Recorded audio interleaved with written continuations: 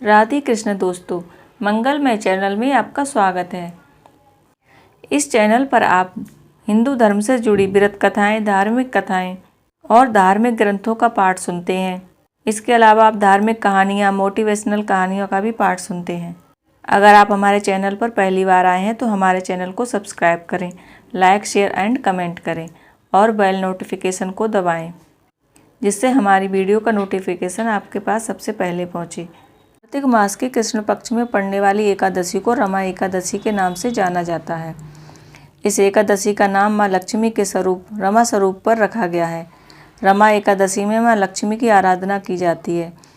इस दिन व्रत रखने और कथा आदि पढ़ने से भक्तों के सभी पाप नष्ट हो जाते हैं और घर में सुख, समृद्धि और शांति वैभव बना रहता है। इस दिन माँ लक्ष्मी के साथ भगवान विष्णु की पूजा भी करनी चाहिए। एकादशी के दिन सुबह स्नान करने का बाद व्रत का संकल्प लें। इसके बाद धूप, दीप, तुलसी के पत्तों, नैवेद्य, फल फूल आदि से भगवान विष्णु और माता महालक्ष्मी का पूजन करें। एकादशी के व्रत में पारण का विशेष महत्व होता है। एकादशी का पारण द्वादशी तिथि में करना चाहिए। इस साल 2021 में रमा एकादशी 1 नवंबर 2021 को पड़ रही है।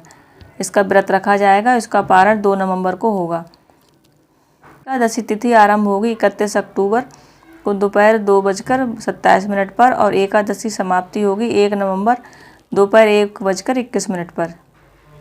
तो इसलिए इसका व्रत 1 नवंबर को रखा जाएगा। इसके बाद इसका पारण 6:27 से 8:29 तक रहेगा।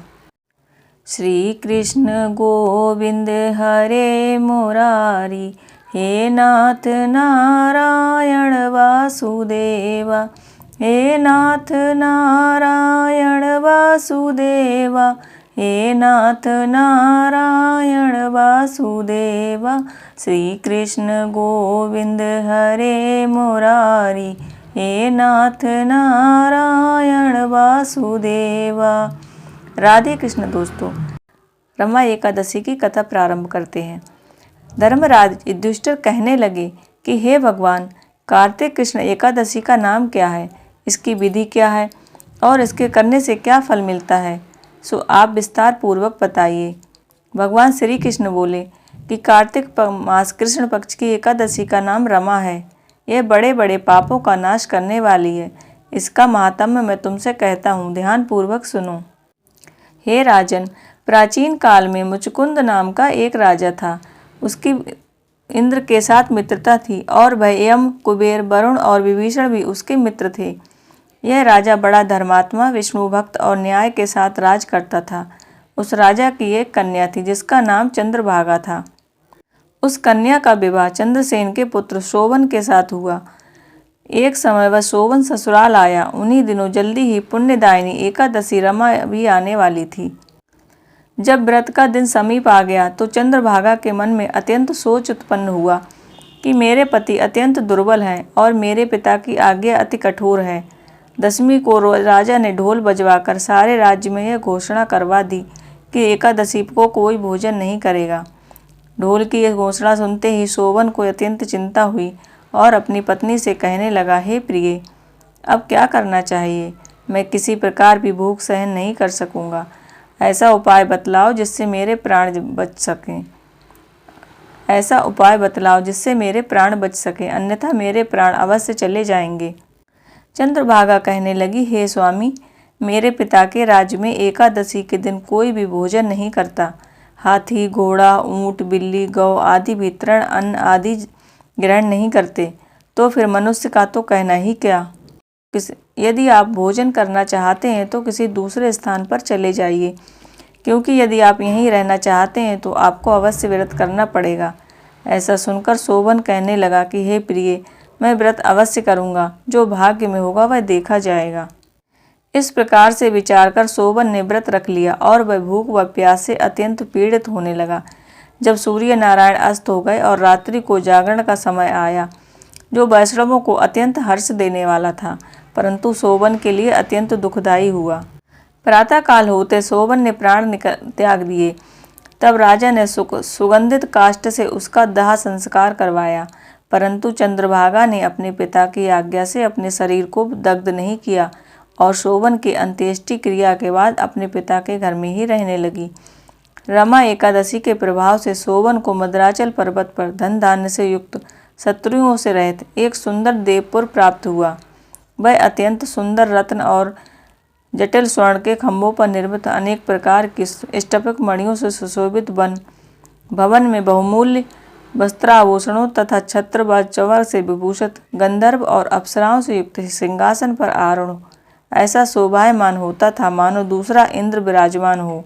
एक समय मुचकुंद नगर में रहने वाले एक सोम शर्मा नामक ब्राह्मण तीर्थ यात्रा करता हुआ घूमता घूमता उधर जा निकला और उसने शोभन को पहचान कर कि यह तो राजा का जमाई शोभन है, उसके निकट गया।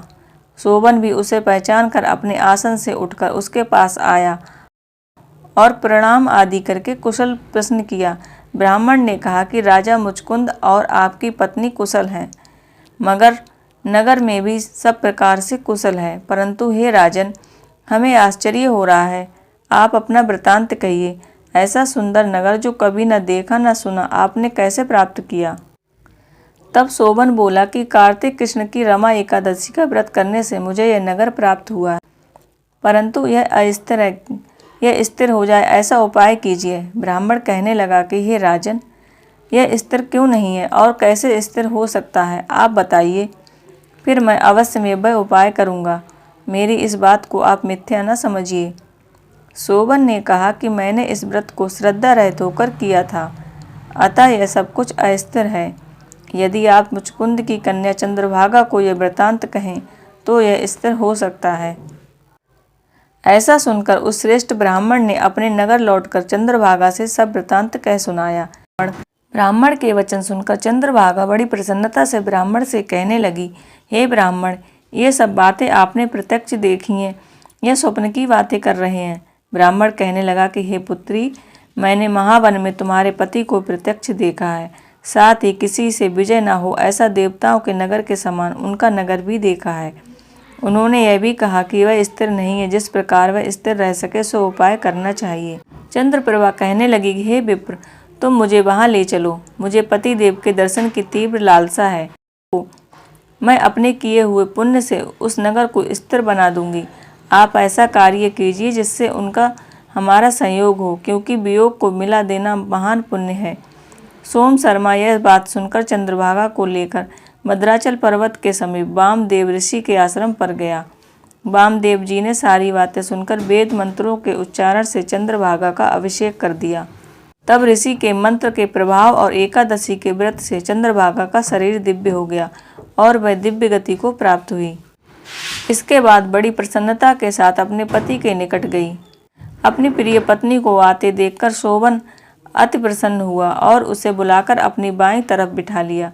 चंद्रभागा कहने लगी कि हे प्राणनाथ, आप मेरे पुण्य को ग्रहण कीजिए। अपने पिता के घर जब मैं 8 वर्ष की थी तब से ही विधि पूर्वक एकादशी के व्रत को श्रद्धा पूर्वक किया करती रही थी। इस पुण्य के प्रताप से आपका यह नगर स्थिर हो जाएगा तथा समस्त कर्मों से युक्त होकर प्रलय के अंत तक रहेगा। इस प्रकार चंद्रभागा ने दिव्य आभूषणों और वस्त्रों से सुसज्जित होकर अपने पति के साथ आनंद पूर्वक रहने लगी। हे राजन, यह मैंने रमा एकादशी का महात्म्य कहा है।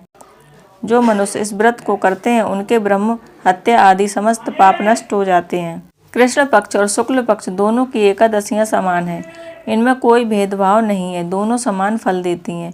जो मनुष्य इस महात्म्य को पढ़ते अथवा सुनते हैं वो समस्त पापों से छूटकर विष्णु लोक को जाते हैं। इस प्रकार रमा एकादशी का कथा समाप्त होती है। आशा करती हूँ आपको कथा पसंद आई होगी।